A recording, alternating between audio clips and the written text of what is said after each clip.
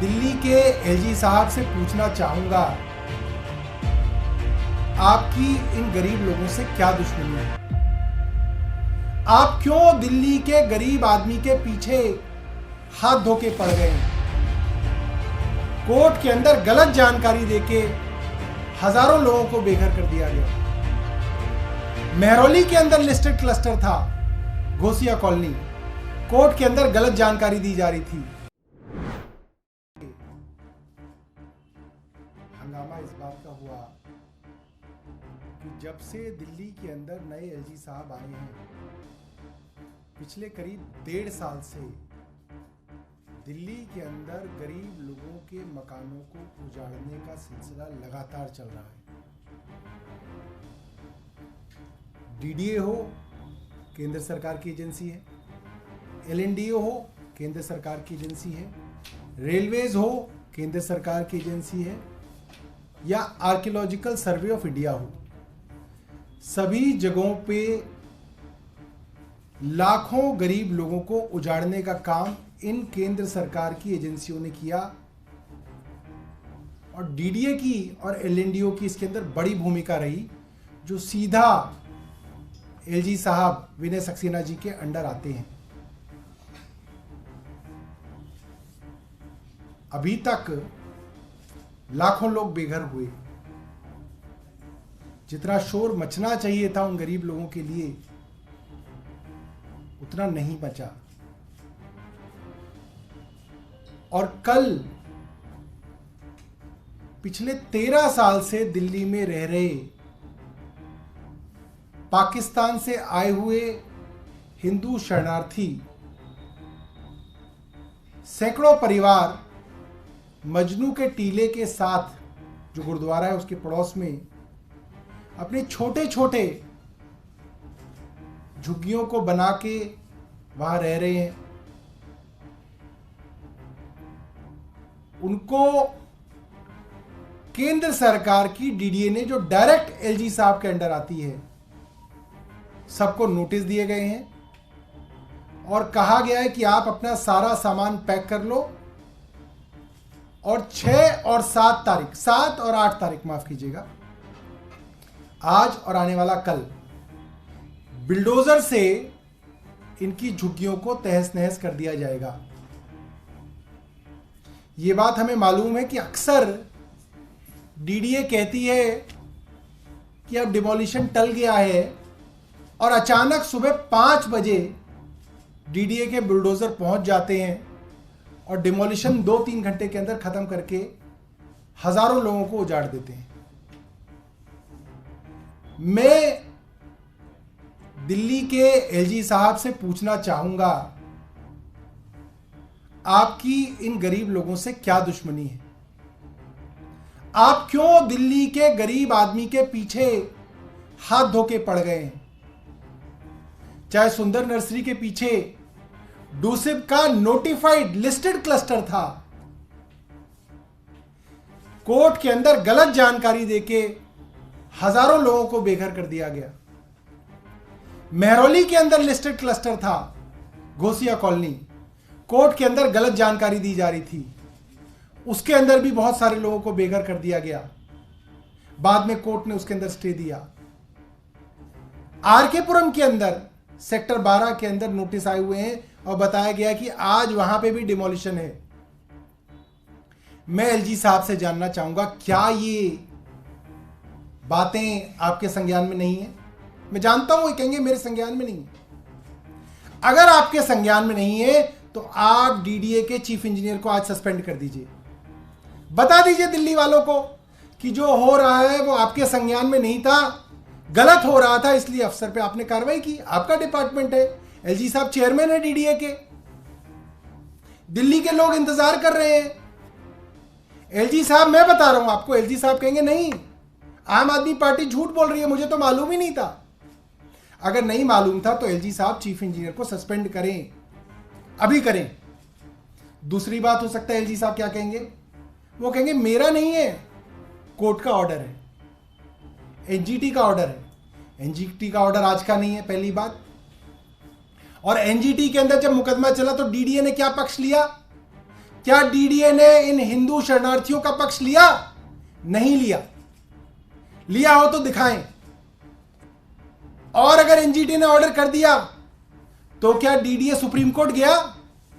क्यों नहीं गया? एलजी साहब बताएं। साफ है, ये बेचारे वो लोग हैं जो किसी तरीके से पाकिस्तान से अपनी जान बचा के यहां पे आए हैं। वहां पे अच्छे वाले घर बाहर थे, इनके अच्छे बढ़िया नौकरियां थी, व्यवसाय थे, मगर इसलिए कि अपने देश वापस आना चाहते थे 2011 में ये लोग आए और इन्होंने हिंदुस्तान के अंदर शरण ली। 2011 कांग्रेस का यूपीए का टाइम था, तब से शरण में है। मगर आज भारतीय जनता पार्टी शासित डीडीए के पेट में दर्द है। क्यों निकालना चाहते हो आप इनको? कहां जाएंगे? मैंने आज वीडियो देखी उनकी, वो लोग कह रहे हैं छोटे छोटे बच्चे हैं, स्कूलों में पढ़ते हैं। कोई कह रहा है कि हमारे स्कूल के अंदर जाने वाले बच्चों के बोर्ड में एग्जाम है। कोई कह रहा है मेरी बेटी लॉ कर रही है। आप उनको बेघर कर देंगे, उजाड़ देंगे? कहां जाएंगे वो? क्या दिल्ली के एलजी साहब जो रोज दिल्ली सरकार के कामों के अंदर जांच करने जाते हैं, अपने विभाग को भी पता करेंगे कि वहां क्या हो रहा है? अपने डीडीए की खबर नहीं है, दूसरे के विभागों के अंदर जांच पड़ताल कर रहे हैं।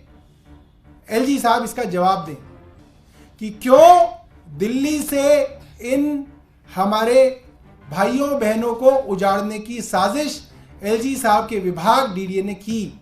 इसका जवाब दिल्ली वाले जानना चाहते हैं, इसका जवाब पूरा देश एलजी साहब से जानना चाहता है।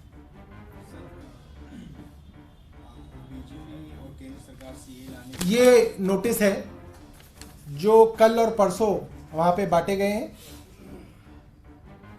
कई जगह छोटे छोटे चैनलों ने उसकी वीडियोस यूट्यूब पे डाली है कि उन सब लोगों ने, बेचारों ने अपने घर जो है पैक कर लिए हैं और उनको डर है कि आज और कल बुलडोजर का बड़ा एक्शन उन पे होने वाला है।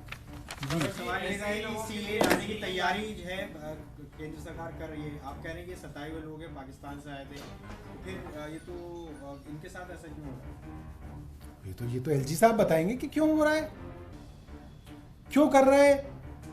केंद्र सरकार इस तरीके का क्यों उनको जो है उजाड़ना चाह रहे हैं।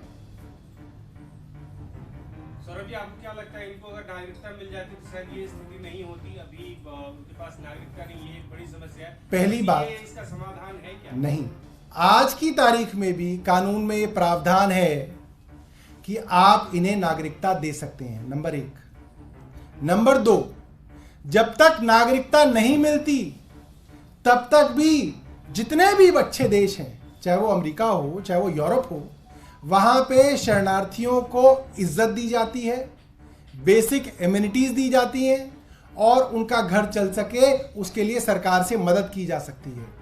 कोई पाबंदी नहीं है इस वक्त। ये भारतीय जनता पार्टी बेवकूफ बनाती है, भारतीय जनता पार्टी की केंद्र सरकार बेवकूफ बनाती है। कोई पाबंदी नहीं है इन लोगों को सहूलियत देने में। आज डीडीए एक पत्र लिख दे, मैं आपको डूसिब की तरफ से, मैं आपको डूसिब के वाइस चेयरमैन होने की तरफ से कह रहा हूं, डीडीए जो लैंड ओनिंग एजेंसी है, एक पत्र मुझे लिख दे, हम उनको सभी सहूलियतें वहां पे देंगे। हम तैयार हैं देने के लिए। डीडीए इसके अंदर टांग ना अड़ाए, बेचारे गरीब लोगों को बेघर ना करे। सर, इतने बड़े स्तर के ऊपर रैन बसेरों पे जाने का इनके पास विकल्प रखा गया, आपको लगता है कि एकोमोडेट करने की स्थिति है इतनी बड़ी संख्या के अंदर? मैं अपने पत्रकार भाइयों से जानना चाहूंगा, क्या आपने कभी रैन बसेरा देखा है? क्या रैन बसेरे के अंदर एक परिवार अपनी बीवी, अपने जवान बच्चों को लेकर रह सकता है? क्या यह संभव है? यह पिछले 1.5 साल के अंदर यह माहौल बनाया जा रहा है कानून का कि हर कोर्ट के अंदर जाके कह दिया जाता है साहब हम उनको उजाड़ देंगे, डूसिब के रैन बसेरे में रह लेंगे। अरे भाई, डूसिब के रैन बसेरे में परिवार कैसे रह सकता है? डूसिब के रैन बसेरे में आप रात बिता सकते हैं सिर्फ, और वो भी बेसिकली जनरली जो सिंगल लोग हैं वो उन रैन बसेरों के अंदर रह सकते हैं। आप ये कैसे कल्पना कर सकते हैं कि कोई परिवार अपने बच्चों के साथ रैन बसेरे के अंदर रहेगा? कहां खाना बनाएगा, कहां नहाएगा, कहां शौच करेगा, कहां पढ़ेंगे उनके बच्चे? ये सोचा ही नहीं जा रहा। मजाक उड़ाया गया इस डीडीए के नोटिस के अंदर गरीबों का क्या मजाक उड़ाया गया, कहा गया द्वारका के नैन बसेरे के अंदर जाके चले जाओ। कमाल हो गया। एलजी साहब को यह भी नहीं मालूम कि मजनू के टीले से द्वारका कितना दूर है, और रैन बसेरे के अंदर क्या लोग अपने परिवार के साथ रह सकते हैं? तो एक और सवाल है, ईडी कोर्ट गई थी, दोबारा फिर से 16 तारीख को पेश होने के लिए कहा है कोर्ट ने सीएम केजरीवाल। दोबारा ईडी कोर्ट गई है शिकायत किसान पर हाजिर। देखिए, ईडी तो कई बार कोर्ट जा चुकी है, मगर समस्या ये है ना ईडी को कोर्ट पे भरोसा है, ना ईडी को कोर्ट की तारीखों पे भरोसा है। कोर्ट ने जब 16 तारीख अरविंद केजरीवाल जी को दे रखी है, उसके बावजूद वो सम्मन भेजे जा रहे हैं, फिर उन सम्मनों को लेके वो बार बार कोर्ट जा रहे हैं, सिर्फ और सिर्फ खबरों में बने रहने के लिए ईडी कर रहा है। कल ईडी की कार्रवाई टीएमसी लीडर के ऊपर हुई, रात में सीएम ने ट्वीट किया कि अगर वो बीजेपी शामिल हो जाए तो उनको ईडी की नोटिस जाने बंद हो जाएंगे, और उन्होंने कहा कि समय बड़ा बलवान है, प्रधानमंत्री थोड़ा ऊपर वाले से डरे। देखिए, आज मैं सुबह सुबह मॉर्निंग वॉक पे घूम रहा था और कई बिजनेस मैन मेरे साथ घूम रहे थे, और चलते चलते उन्होंने एक बात कही, हालांकि हमारे समर्थक नहीं थे भारतीय जनता पार्टी समर्थक, मगर चलते चलते बोले यार बाकी कुछ ठीक है, बट तुम्हारी पार्टी की एक बात तो माननी पड़ेगी, तुम्हारा नेता इनके आगे झुका नहीं। तो आज देश के अंदर ये बात हर आदमी समझ रहा है, चाहे वो कांग्रेस हो, चाहे वो बीजेपी से हो, चाहे वो आम आदमी पार्टी से हो, कि अरविंद केजरीवाल एक ऐसे नेता हैं जो भारतीय जनता पार्टी के सामने झुकने से इनकार कर रहे हैं। आज अगर अरविंद केजरीवाल झुक जाएं तो मनीष सिसोदिया जी भी बाहर आ जाएंगे, सत्येंद्र जैन साहब को भी बेल मिल जाएगी, संजय सिंह जी भी बेल पे आ जाएंगे, सब कुछ ठीक हो जाएगा। ईडी भी अपनी कार्रवाई जो है ठंडे बस्ते के अंदर डाल देगी, और इसके एक दो नहीं दर्जनों उदाहरण हैं। हाल ही में टीएमसी का उदाहरण सबको मालूम है, जनवरी के महीने में ईडी ने छापा मारा था, बताया जा रहा था कि वो बहुत बड़े भ्रष्टाचारी हैं। Municipal corporation